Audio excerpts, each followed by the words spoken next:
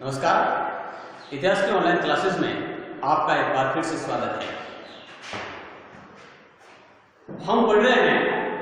BA third year history paper first का जो topic है बंगाल पर अंग्रेजों का अधिकार। और इससे पहले हमने पूरी भूमिका में और जो कुछ पढ़ा है उसमें हमने ये बताया है कि किस तरह से फोर्ट विलियम की किलेबंदी का मना करने पर अंग्रेज उस किलेबंदी को जारी करते हैं और बाद में गुस्सा होकर के सिराजुद्दौला जो एक सैन्य टुकड़ी लेकर के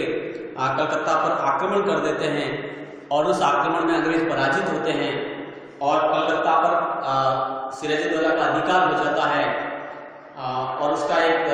जो सिपह सालार है मानिकचंद, उस मानिकचंद के हाथ में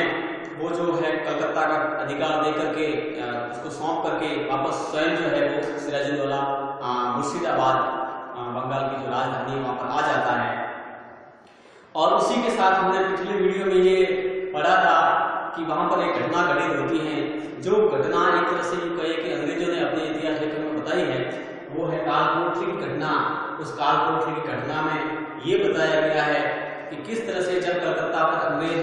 सिराजुद्दौला अधिकार करता है या आक्रमण करता है तो 20 जून 1756 की रात को 146 अंग्रेजों को एक 18 फीट लंबी और 14 फीट 10 इंच जो चौड़ी एक कोठरी होती है या कमरा होता है जिसमें कोई हवा वगैरह की जो है पर्याप्त सुविधा नहीं होती है, उसके अंदर वो बंद कर देता है। और बाद में जब 23 जून को जब उस कमरे को खोलता है तो उस में जितने 146 जलीलबंदी या तो अंग्रेज बंदी बना के उसमें रखे गए थे उसमें से 123 जो है वो अंग्रेजों की मृत्यु हो जाती है और केवल 23 ही जीवित रहते हैं। ये घटना है। क्योंकि हम इस घटना की पुष्टि इसलिए नहीं करते हैं क्योंकि इतिहासकार ये कहते हैं कि तत्कालीन अन्य स्रोतों के अंदर इस घटना का हमें जिक्र नहीं मिलता है। तो इतिहासकार का ऐसा मत है कि इस घटना को प्रचारित करने के पीछे अंग्रेजों का जो मूल उद्देश्य था वो ये था कि किस तरह से वो एक बहाना बना करके बंगाल के ऊपर अपने अधिकार को करे या अपना अधिकार करे या अपनी सत्ता को स्थापित करे। इस पूरी घटना में हमने जो समझा है कि सिराजुद्दौला की गद्दी पर बैठने से लेकर के अभी तक उसके जो विरोधी हैं जिसमें उसके मौसी का लड़का और पूर्णिया का नवाब शौकत जंग है, साथ ही जो उसकी मौसी घसीटी बेगम है, इसके अलावा उस दौर के जो बड़े बड़े सेठ हैं, सेठ साहूकार है जिसमें जगत सेठ है, राय दुर्लभ है, अमीन चंद है, ये जो वहां के जो मुख्य साम्राज्य में मुख्य पदाधिकारी थे और जिनके हाथ में या जिनका अच्छा खासा प्रभाव था साम्राज्य के अंदर, वो सभी जो है वो सिराजुद्दौला के विरोधी हो जाते हैं। अब इस घटना के द्वारा अंग्रेजों ने इसका बहाना बना करके ये प्रयत्न किया कि किस तरह से वो बंगाल के ऊपर अपना अधिकार करे। लेकिन हमें ये समझना है कि अभी तक अंग्रेजों का ये मंतव्य नहीं है कि वो प्रत्यक्ष रूप से बंगाल की गद्दी को अपने हाथ में ले। अंग्रेजों का काम केवल इतना ही है कि वो किस तरह से ऐसे व्यक्ति को बंगाल की गद्दी पर बैठाए जो उनका कहना मानता हो। तो इसके लिए उनको आदमी मिल गया, वो था मीर जाफर जो था सिराजुद्दौला की सेना का सेनापति और कहते उसका दामाद था वैसे। तो सिराजुद्दौला का जो सेनापति है मीर जाफर को अंग्रेज और इन सब लोगों को अंग्रेज अपनी ओर मिला देते हैं और फिर वो बंगाल पर अधिकार की योजना बनाते हैं। ठीक है, तो इससे पहले हमें ये समझना होगा कि जब कलकत्ता पर अधिकार हो जाता है और सिराजुद्दौला का और सिराजुद्दौला तो वहां चला जाता है मानिकचंद के हाथ में कलकत्ता को सौंप करके, तो मद्रास के अंदर जो एक सेना रुकी हुई है अंग्रेजों की, जो सेना उन्होंने फ्रांसीसियों से मुकाबले के लिए गठित की थी, उस सेना का नेतृत्व क्लाइव करता हुआ कलकत्ता पर आक्रमण करता है और नवाब की सेना को पराजित कर देता है और कलकत्ता पर पुनर्धिकार कर देता है। यहाँ पर नवाब और क्या कहते हैं अंग्रेजों के बीच में एक संधि होती है जिसको इतिहास में ये घटना जो है 2 जनवरी 1757 की है जब क्लाइव के द्वारा कलकत्ता पर पुनः अधिकार हो जाता है और 9 फरवरी 1757 को एक संधि होती है अंग्रेजों और सिराजुद्दौला के बीच में, जिसको अलीनगर की संधि कहते हैं। अब ये प्रश्न पैदा होता है कि सर अलीनगर क्या है? तो अलीनगर सिराजुद्दौला के द्वारा कलकत्ता का जो नाम रखा गया था जब उसने अधिकार किया था, तो अलीनगर उसका नाम था। तो अलीनगर की संधि जो है नवाब और अंग्रेजों के बीच में हो जाती है। अब वो कूटनीति के द्वारा, जो अंग्रेज है वो कूटनीति के द्वारा किस तरह से इन सभी विरोधियों को, जो सिराजुद्दौला के विरोधी थे, उनको अपने पक्ष में करते हुए वो आगे जो युद्ध की भूमिका है वो तैयार करते हैं। तो अब जो उनकी पूरी गतिविधियां है, किस तरह से कहते हैं कि बंगाल के आंतरिक मामलों के अंदर जो हस्तक्षेप किया जा रहा है, भले वो मीर जाफर को अपने फेवर करने के लिए उनको उकसाना हो,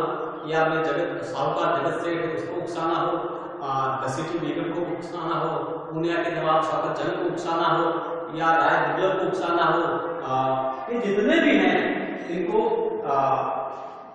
उकसाने का काम जो है वो अंग्रेज कर रहे हैं। तो उनके इस कार्य से जो है वो सिराजुद्दौला बहुत क्रोधित होता है और एक ऐसी परिस्थितियां पैदा हो जाती है कि अंग्रेज और जो बंगाल की सेना है या सिराजुद्दौला की सेना है वो आमने सामने हो जाती है। और वैसे इतिहास में जो युद्ध है, जिस युद्ध का हम वर्णन कर रहे हैं कि उसको इतिहास में प्लासी का युद्ध कहते हैं। ये युद्ध जो है वो 23 जून 1757 को प्लासी के मैदान में लड़ा गया था। प्लासी मुर्शिदाबाद के दक्षिण में 20-22 मील की दूरी पर स्थित एक गांव था। अब कहते हैं इसको प्लासी क्यों कहा जाता है? तो वहां पर प्लास के काफी पेड़ थे और इसकी वजह से उस गांव का नाम जो था वो प्लासी था। तो मुर्शिदाबाद के दक्षिण में 22 मील की दूरी पर ये गांव पड़ता है जिसका नाम है प्लासी। दोनों सेनाएं, जिसमें अंग्रेजों की सेना का नेतृत्व प्लाई कर रहा था और इधर सिराजुद्दौला और उसका सेनापति मीर जाफर अपनी सैन्य टुकड़ी के साथ में सेना लेकर के दोनों जो है मैदान में आमने सामने होते हैं। तत्कालीन स्रोत ये बताते हैं कि लगभग 9 बजे सुबह ये युद्ध आरंभ होता है, लेकिन हमें ये समझना होगा कि ये युद्ध नहीं थी, एक सैन्य झड़प थी, क्योंकि युद्ध तो पहले लड़ा जा चुका है। टेबल पर आपस में सांठगांठ जो मीर जाफर और उनके आदमी थे, मीर जाफर और जो सिराजुद्दौला के विरोधी है उनकी हो गई। केवल ये निर्णय होगा कि बंगाल कौन गद्दी पर बैठेगा। तो सुबह 9 बजे युद्ध आरंभ होता है, बहुत जल्दी ही जो है उस युद्ध का निर्णय आ जाता है। उनका निर्णय जो है अंग्रेजों के फेवर में पहले से निर्धारित था, क्योंकि जो मीर जाफर के नेतृत्व में वहां सेना थी वो जिस ढंग से उसको लड़ना था वो नहीं लड़ पाई। केवल दो, मोहनलाल और मीर मदन, ये जो दो व्यक्ति ऐसे थे जो नवाब की तरफ से या सिराजुद्दौला की तरफ से लड़े थे। इतिहास में हमें इस बात की जानकारी मिलती है कि एक दौर ऐसा आता है कि नवाब जो है इतना असहाय हो जाता है वहां पर युद्ध के मैदान में कि जब वो सेना लड़ रही होती है और अंग्रेजों का उनका मुकाबला हो रहा होता है, तो कहते हैं कि जो सिराजुद्दौला है वो अपनी पगड़ी उतार करके मीर जाफर के पैरों में रखता है और ये कहता है कि बंगाल की जो इज्जत है वो अब आपके हाथ में है। लेकिन देखिए उस धूर्त व्यक्ति की, उस मीर जाफर की धूर्तता को, कि वो बड़े सम्मान को पगड़ी उठा करके वापस जो है वो सिराजुद्दौला के सिर पर रखता है और ये वचन देता है कि जब तक मीर जाफर यानी मैं जीवित हूँ तब तक बंगाल पर अंग्रेज अधिकार नहीं कर सकते हैं। लेकिन ये धूर्तता ही थी, ये गद्दार था जिसने देश की इस माटी के साथ में गद्दारी की और अंग्रेजों के साथ मिल करके बंगाल की सेना को हरा दिया और सिराजुद्दौला जो है वो इस युद्ध में पराजित हो गया। युद्ध के मैदान से वो भाग गया और आगे चल करके उसकी हत्या कर दी जाती है। बंगाल पर अंग्रेजों का अधिकार हो जाता है और मीर जाफर जो है बंगाल का नवाब बनाया जाता है। ये भारतीयों की चारित्रिक दुर्बलता आप इसको समझिए कि लॉर्ड क्लाइव के दायरे में क्या लिखता है। वो लिखता है कि जब प्लासी के युद्ध के बाद में वो जीत करके अपने व्यक्तियों के साथ में, अंग्रेज टुकड़ी के साथ में, जब वो मुर्शिदाबाद की गलियों से राजमहल की ओर जा रहा था, तो वहां के जो लोग थे मुर्शिदाबाद के, वो लोग गली के दोनों साइड में खड़े होकर के ये तमाशा देख रहे थे। वो अपनी डायरी में ये भी लिखता है कि अगर उस समय भारतीयों के मन में थोड़ी बहुत राष्ट्रभक्ति की भावना होती और अगर वहां खड़े लोग जो भीड़ हमें एक तमाशे के रूप में देख रही थी, अगर हमारे ऊपर एक एक पत्थर भी मार देती तो हम वही मृत्यु को प्राप्त हो जाते। लेकिन भारतीयों के अंदर उस दौर की जो लोग उस दौर में के अंदर उनको ये भी मालूम नहीं था कि राष्ट्र के ऊपर क्या खतरा है और किस तरह से जो अंग्रेज है वो उनके शासक को हरा करके एक नए व्यक्ति को, ऐसे व्यक्ति को, कठपुतली शासक जो है गद्दी पर बैठाने का प्रयत्न कर रहे हैं, उसकी तैयारी कर रहे हैं। प्लासी के युद्ध के बाद में मीर जाफर जो है वो बंगाल की गद्दी पर बैठता है, लेकिन प्लासी का युद्ध भले छोटी सी सैन्य झड़प हो, लेकिन आगे आने वाले इतिहास के अंदर आगे आने वाली घटनाओं पर इसका बहुत काफी कुछ प्रभाव पड़ता है। ये दास्ता की वो शुरुआत थी जो लगभग हमें इसके बाद 200 वर्षों तक, लगभग 200 वर्षों तक है गुलामी का सामना करना पड़ा।